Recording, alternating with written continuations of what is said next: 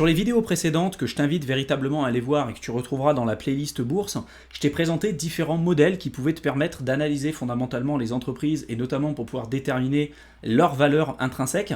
Donc il y a eu 3 vidéos au préalable que j'avais effectuées. La première vidéo sur le modèle de Benjamin Graham, notamment que tu pourras retrouver en détail dans le livre L'investisseur intelligent.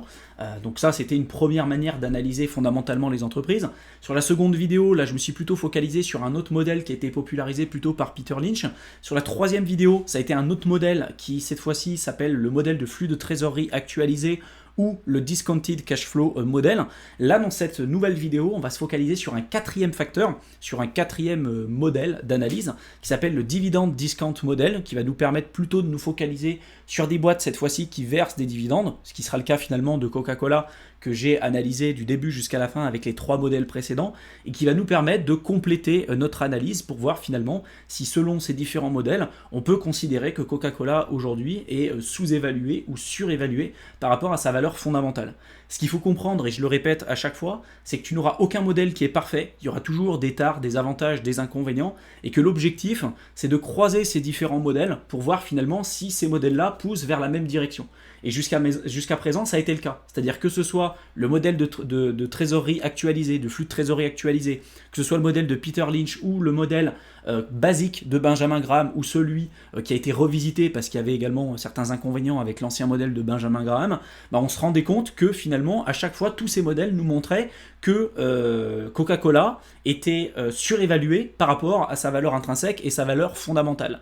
Donc là, on va voir si finalement, avec ce quatrième modèle, qui est celui du Dividend Discount Model, si on est capable de retrouver finalement la même chose et si ça va corroborer les informations qu'on aura pu retrouver avec les modèles précédents. Donc comme d'habitude, on se retrouve sur mon ordinateur et on va utiliser ce modèle pour calculer la valeur fondamentale et la valeur intrinsèque d'une boîte que j'analyse depuis le début, qui est notamment Coca-Cola.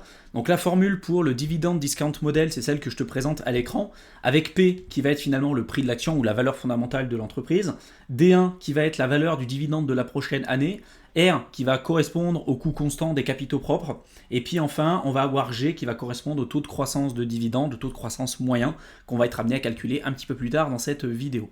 Donc ce qu'il faut que tu comprennes déjà, c'est que ces modèles que je te présente, c'est pas déjà des modèles que je sors de mon chapeau, c'est des modèles qui sont très largement popularisés, que tu pourras retrouver librement sur internet, notamment avec des termes qui peuvent quelquefois un petit peu changer, mais tu vois, là tu retrouves exactement les mêmes informations que je te présente, des fois avec des termes un peu différents. C'est pour ça que j'ai essayé la plupart du temps de traduire, même si des fois la traduction n'est pas forcément top en français, mais de traduire les informations qui sont en anglais, de les traduire en français pour que tu aies les deux et que tu puisses rapidement faire le rapprochement. Mais voilà, n'hésite pas à comparer les informations que tu pourras retrouver sur internet et qui va permettre aussi, je pense, de compléter ce que je vais te présenter dans cette vidéo de toute façon. La première chose ici qu'on va être amené à calculer, c'est le versement du dividende. Donc pour ça, j'ai pris les mêmes informations que j'ai effectuées sur les vidéos précédentes. Déjà, c'est des années d'analyse sur 2014, 2015, etc. jusqu'à 2022. Et donc, la première chose qu'on va être amené à récupérer sur des sites comme Yahoo Finance, c'est le versement du dividende. Donc pour ça, on va sur le site de Yahoo Finance, tu vas dans l'onglet Historical Data et puis tu vas les classer par dividende en fonction des données d'analyse qui vont t'intéresser. Si tu veux revenir jusqu'à 2009, tu peux le faire, peu importe. Moi, je l'ai fait jusqu'à 2014 parce que j'avais pas forcément envie de faire ça pendant des années et des années. Mais voilà, après, à toi de décider ce que tu veux faire. Et du coup, on va simplement reporter les informations qu'on retrouve sur le site. Donc moi, ce que j'ai fait, c'est que j'ai regardé déjà pour 2014, il y a eu 4 versements de dividendes. On te donne les dates, et à chaque fois, le dividende n'a pas changé. C'est 0,305 dollars, là c'est exprimé en dollars, par action. Donc là, on a le 26 novembre 2014, on a 0,305 dollars de dividendes par action qui ont été versés. La même chose le 11 septembre, la même chose le 12 juin et la même chose le 12 mars. Donc en fait, je ne me suis pas embêté, j'ai simplement mis, en 2014, le payout moyen a été de 0,305. En 2015, j'ai fait exactement la même chose. Alors là, je parle bien du dividende moyen. En 2015, on regarde 0,33, 0,33, 0,33. Bon, ok, j'ai mis 0,33 ici. 2016, je regarde, si c'est à 0,35, voilà, c'est bien à 0,35, etc., etc. Et si c'est pas les mêmes chiffres, ça peut arriver, mais en général, c'est quand même plutôt la même chose. Si c'est pas les mêmes chiffres, tu fais une moyenne. Et en fait, tu reportes la moyenne des dividendes qui ont été versés sur une année. Donc, tu vois, ces informations, elles sont quand même plutôt simples à trouver. Et ensuite, on va calculer le dividende annuel. Donc là où c'était la moyenne, là, on va faire la somme. Donc, vu qu'en 2014, bah, c'était 4 fois 0,305, bah, j'ai fait 305 fois 4, tout simplement. Donc je suis allé sur mon tableau Excel, là si tu vas là-dessus, j'ai fait 4 fois la colonne du dessus. Et pareil, vu qu'à chaque fois c'était toujours à peu près la même chose, bah j'ai fait ça, hein, j'ai fait 4 fois, 4 fois ça, 4 fois ça, 4 fois ça, 4 fois ça, et puis j'ai tout simplement développé la colonne jusqu'au bout pour pouvoir avoir toutes ces informations. Ensuite, j'ai calculé le taux de croissance, donc pour ça, bah, j'ai utilisé la formule que je te présente à l'écran, j'ai pris la valeur totale du dividende annuel de 2015 moins la valeur totale du dividende annuel de 2014 divisé par la valeur de 2014, et du coup ça va donner un taux de pourcentage moyen d'augmentation. On voit que sur l'année 2014, en taux de dividende moyen, on était à 1,22, alors qu'en 2015 on était à 1,32, donc on a eu 8,2% d'augmentation entre 2014 et 2015, et j'ai fait exactement la même chose du coup pour 2017, 2016, 2017, 2018, etc., etc. Ce qui fait que ça m'a donné du coup tous ces pourcentages que je t'ai présentés à l'écran. J'ai pu ensuite calculer le taux de croissance moyen, donc ça, je suis allé ici, j'ai fait la moyenne des pourcentages que je t'ai présenté là. Et enfin, tu vas devoir calculer cette variable ici, qui est quand même très compliquée à expliquer dans cette vidéo, et ça ne sera pas l'objectif. Je t'ai mis également la formulation ici, et tu vois que c'est pas quelque chose de très simple.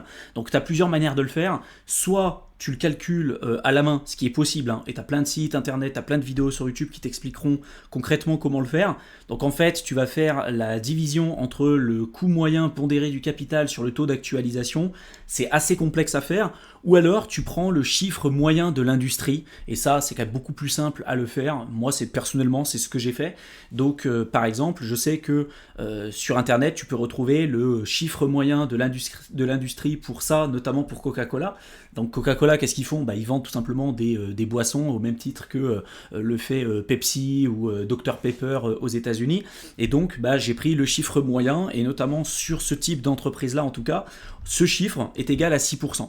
Donc je ne vais pas rentrer dans le détail dans cette vidéo pour t'expliquer comment calculer ça, parce que ça serait trop complexe, et peut-être qu'il faudra que je fasse une vidéo dédiée à ça, et je ne suis pas convaincu que ça intéresse énormément de personnes.